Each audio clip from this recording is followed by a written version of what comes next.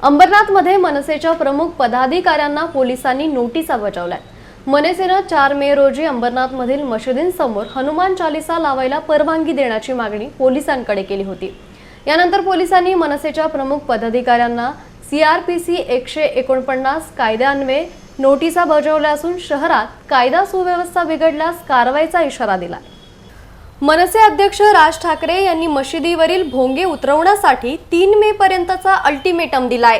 तोपर्यंत भोंगे उतरवले तर आमच्याकडून तुम्हाला काहीही त्रास होणार नाही असं म्हणत त्यांनी 3 मे नंतर आक्रमक भूमिका घेण्याचा अप्रत्यक्ष इशारा सरकारला दिलाय। याच अनुषंगाने अंबरनाथमध्ये शांतता कमिटी आणि सर्वपक्षीय नेत्यांची बैठक झाली, ज्यात मुस्लिम समाजानं आम्ही भोंगे अजिबात काढणार नाही, मात्र सरकार आणि न्यायालयाच्या आदेशाचं पालन करू अशी भूमिका घेतली होती।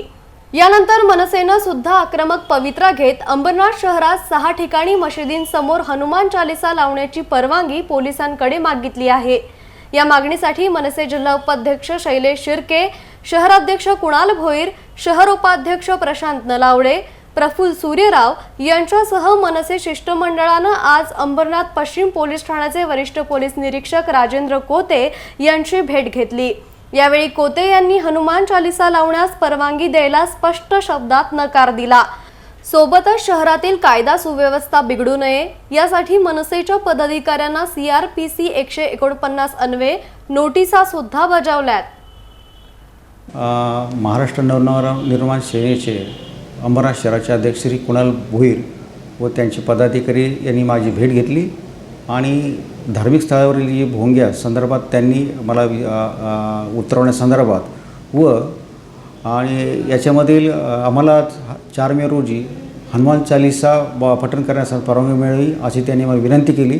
त्या संदर्भात आम्ही त्यांना या संदर्भात सर्वोच्च न्यायालयाच्या निर्णयानुसार शासकीय स्तरावर निर्णय चालू आहे, प्रक्रिया चालू आहे।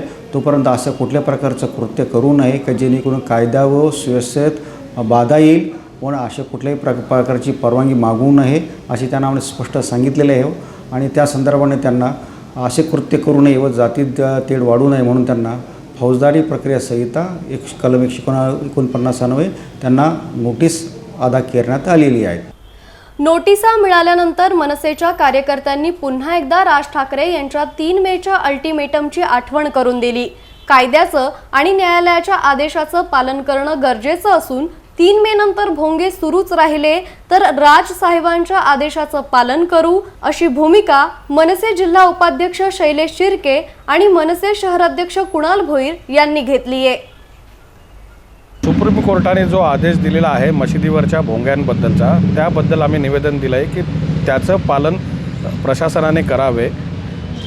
जर प्रशासन त्याचं पालन करत नसेल तर आम्हालाही महाराष्ट्र नवनिर्माण सेनेला भोंगे लावायची आपण परवानगी द्यावी।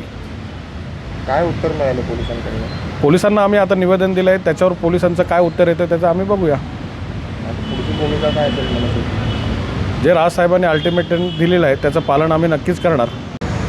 आम्ही निवेदनात असं दिलेलं आहे की सुप्रीम कोर्टाने जे ऑर्डर दिलेले आहे त्या ऑर्डरची अंमलबजावणी करावी, अन्यथा आम्हाला पण हनुमान चालीसासाठी परमिशन देण्यात यावी।